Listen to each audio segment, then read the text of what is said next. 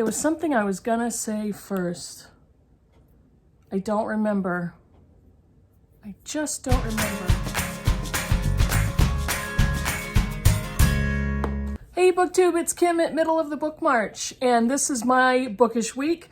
It's gonna be my overblown Bookish week because I finished 5 books. And so you'll be seeing this on Saturday morning, August 7th. So I'm gonna get right into this. Okay. Let me show you the first book I finished in the week. I actually read this as a buddy read with Britta Bowler, and this is Assembly by Natasha Brown. This is a debut, and Natasha Brown graduated with a business degree from Cambridge University. She is a young Black British author, and she won a London Writers' Award in 2019. This is her debut novel. It's very short, and that was one of my biggest criticisms because it's described as a novel, but this is not a novel. This is a novella. It is, I think, exactly 100 pages. There's not enough space in this book to develop the topics that she introduces. She discusses, now this is, it is a novel, it's fiction, but she discusses a lot of topics that are very timely. She talks about racism, sexism, sexual harassment on the job, ageism. She works in a financial services company, the narrator, the character of the book. And she deals with working with middle-aged white men who comment on her hair and her age and the amount of knowledge that she has. She gets a promotion jointly with a white man in her office, and there's a very tense dynamic between the two of them.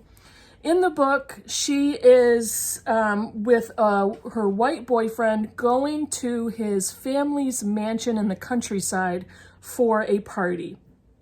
And she's a character that believes she needs to do things a certain way, have a certain kind of job, earn a certain amount of money, do all the adulting, buying art, and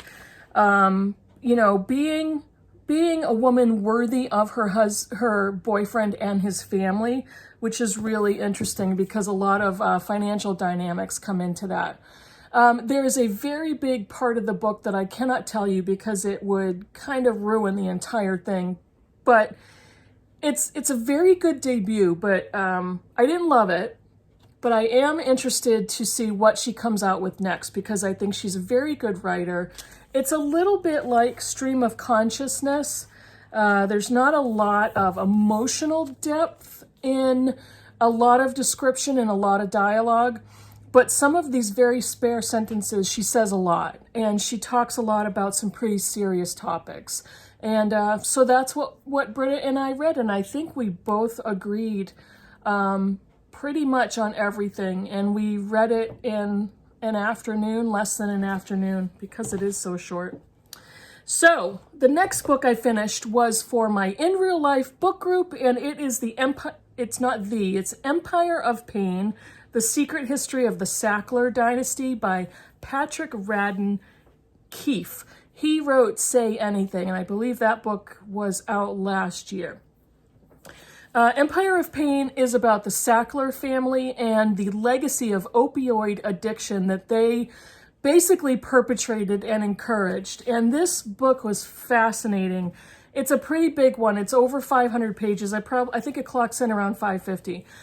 But I was blown away because the Sackler family, as far as marketing pharmaceuticals, started in the late 40s, early 50s with Arthur, Raymond, and Mortimer Sackler, a trio of brothers. And Arthur Sackler was an entrepreneur and a trained medical doctor. I believe all 3 of them were.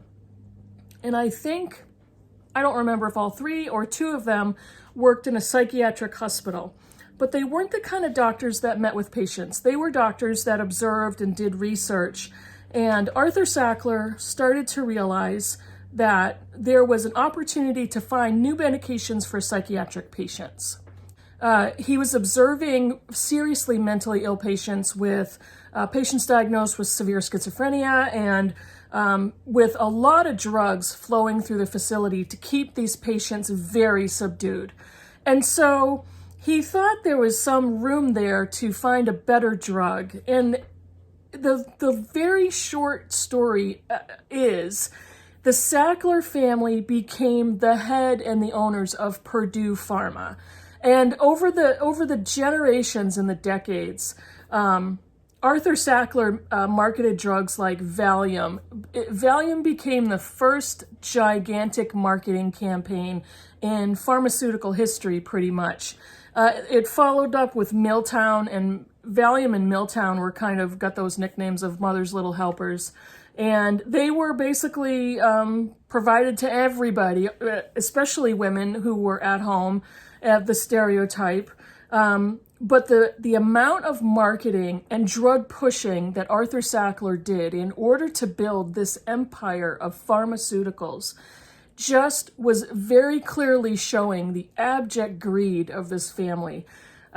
They bought one company after another. They owned side companies, advertising agencies, smaller chemical companies, and they didn't want their name to show on a lot of those ownerships.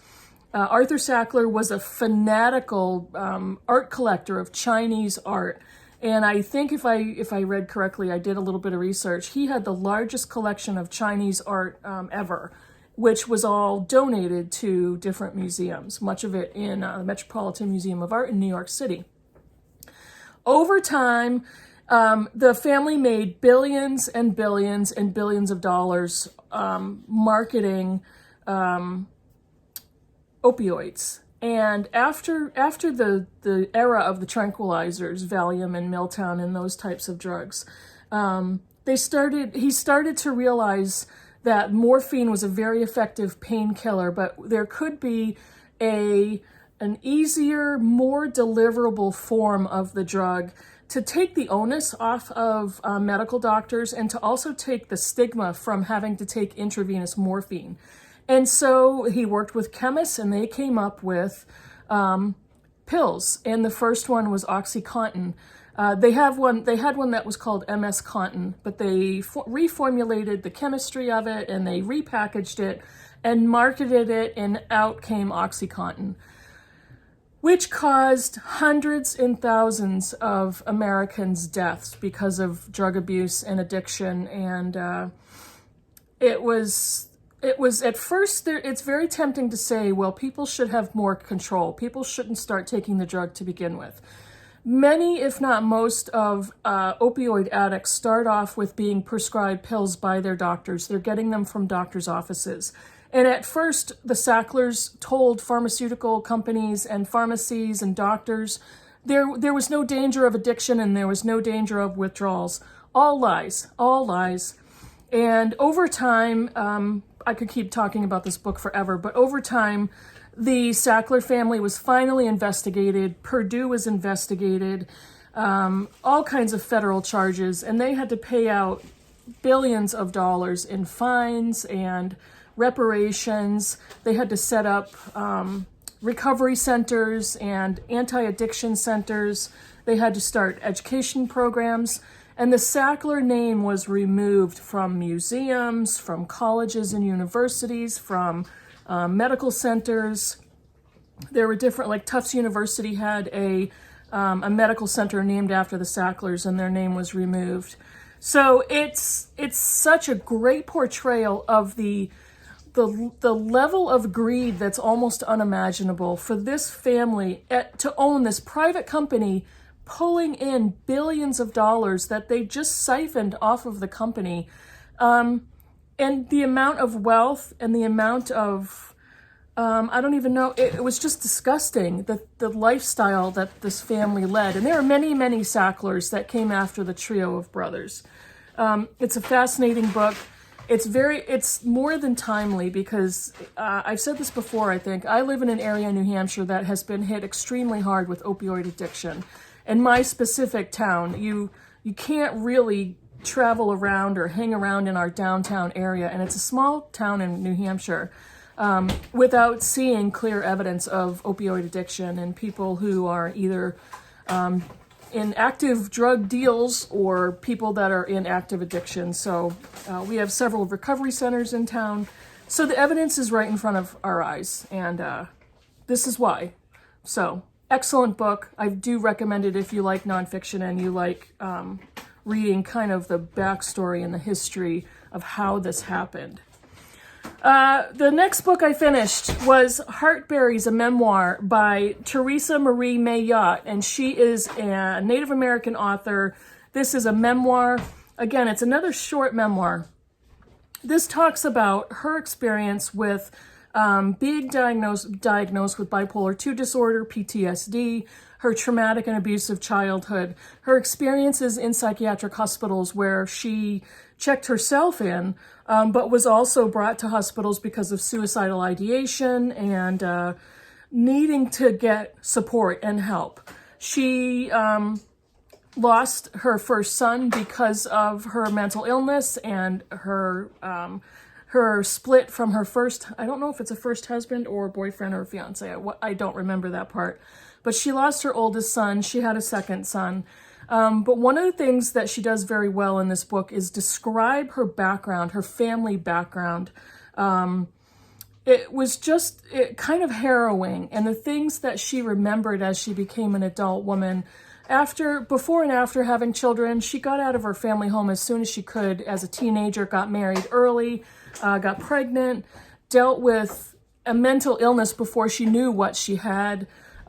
It's a very harrowing account of her life and what she lived and still lives with. The thing that I did not enjoy was the way she wrote. It was almost like every sentence was a string of one-liners. And many of them were poignant or profound, but it was just kind of one after the other. And so there was a lot of disconnect, a lot of wanting to sound more literary than you needed to sound in describing your actual life. And some of those statements and sentences were very well written, very well done. And I listened to this on audio. That might also have been a negative because the audio was not that great. The narrator read it very robotically, and I think they could have picked somebody different because it just didn't go well in audio. Again, I think I said it's very short, so I don't like when things are too short because I can't get deep enough into the topic that she's talking about. She has so much to say and so much that's important to hear about an experience of an Indigenous American woman author, her background, her experiences with marriage, parenthood, addiction, mental illness. The other thing about the book is it reads like a letter to her ex-husband, and it got at times a little personal and uncomfortable because it was a little too personal to it felt voyeuristic to me in places. But I do think that she's a strong author and she has a lot of important things to say and a lot of interesting things to say. And I was glad that I read it. I think she can improve on that. I just finished an audiobook today, and it is The Mother of All Questions by Rebecca Solnit. I loved it. I love this audiobook. Solnit has written several essay collections, feminist essays, and so there's so many things that it's like she's pinging one thing off of another, and all of it is so fascinating. She talks about rape culture. She talks about parenthood, motherhood, alcohol consumption, not even addiction, but how what society tells women about alcohol consumption. She talks about the 80 books that women should not read, which happen to correspond with a LitHub list of 80 books that all men should read. She talks about the movie Giant at the end of the book, and the things that she comes out with and the things that she observes and notes are fascinating. And I got so much out of this book. I really loved listening to her thoughts. This was an audio again. The narrator was not great in this one either, but the content was so good to me that I think I bumped up my rating on this one. And this is an excellent essay collection. As far as I understand, it's part of a trio of essay collections. And I did also read Men Explain Things to Me, which is where the term mansplaining comes from. It was developed off of her book and what she wrote. So The last book I want to talk about is the most controversial, and I wanted to devote a little more time to just this one book without doing an individual book review. I don't enjoy doing those. But I read Hurricane Season by Fernanda Melchor, translated by Sophie Hughes. This was translated from the Spanish by Hughes, and this was on the shortlist for the International Booker Prize last year. This book, oh good gracious, I finished it. I didn't know what to rate it at first, and I started to go online and I started to watch other booktubers' reviews of this book. I read articles about Melchor, I watched interviews with her, I watched literary discussions with her, and it opened my eyes to what the content of this book was actually saying. And Hurricane Season takes place in a devastated town, desert town in Mexico. She is writing a story about a witch who has been murdered, but this is not a fairy tale. And this is a kind of the mythology about a woman who wants to be on her own, who socializes and helps other women physically, medically, emotionally, and all of this happens in secrecy where men just simply cannot understand what's going on with this woman in town who is labeled a witch. She is found by a group of children dead, obviously murdered, in a culvert or a canal, something of that sort. She was dumped there after her murder.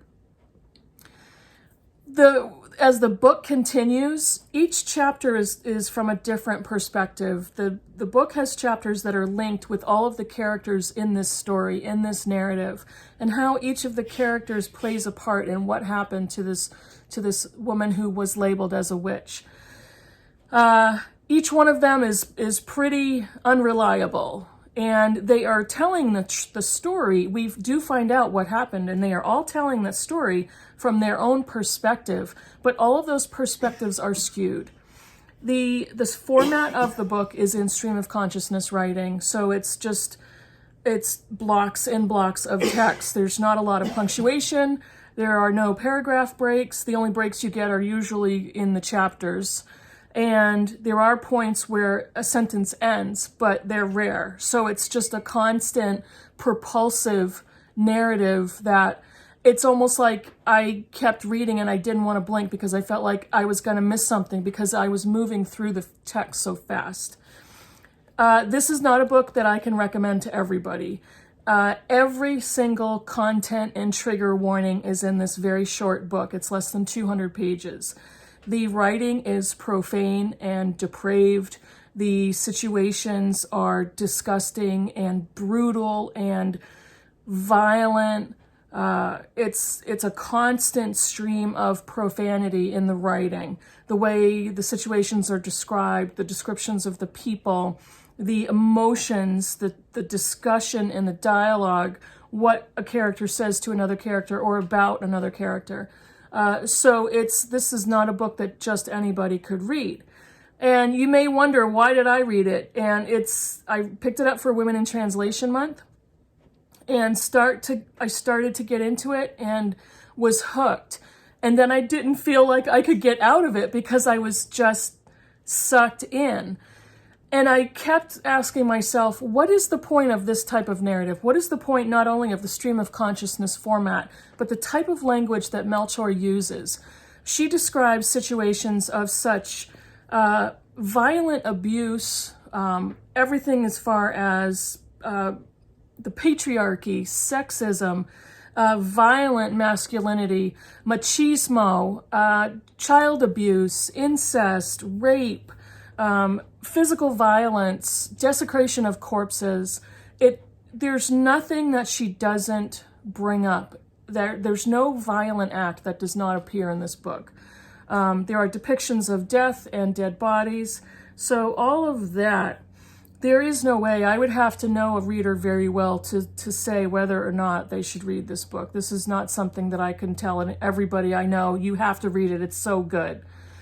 The reason this book is exceptional is why she wrote it and why she decided to write a novel, because she is a trained journalist. She considered writing a nonfiction book about the topic of femicide. However, in the city in Mexico where she is living, had she started to investigate and do the research and kind of look into specific crimes against women in the area she lives in, she probably would have put herself in physical danger and could have lost her life if she had been discovered. So she wrote the book based on a story she saw in the news of a woman that was found brutally murdered. Her body was desecrated, and she combined that with advertisements in Veracruz, Mexico, where you enter into the city and there are signs of where to find the local witch. And Veracruz witches are the most powerful, according to Melchor in an interview that I watched. And this is a real thing. When you enter the city, those are the signs on the walls of this town that you see, where to find the witch who lives in town. And combined with the story on the brutal murder of this woman, she wrote this novel. And the reason it works is because the commentary on femicide, the murder of women simply because they're women, what happens to a woman in this fictional city in Mexico, their only two options are to become an abused wife or a prostitute. There's no other aspiration for a girl. There is poverty to the point where there is no income aside from selling your body or selling drugs. A lot of the younger men started, again, also getting into prostitution or getting hooked up with drug cartels in order to sell drugs to make money to buy food. Some of them don't even have regular homes to live in. So the sense and the content of this book is absolutely violently brutal, disgusting, depraved, everything I've already said. But it works as the commentary on a femicidal society. In Mexico, between 10 and 11 women per day are murdered in such savage ways that they can't figure out what is behind it. Authorities have thought it's a sign between gangs. It's a rite of passage for men getting into drug cartels. They don't know what is behind the level of depravity that women are murdered in Mexico.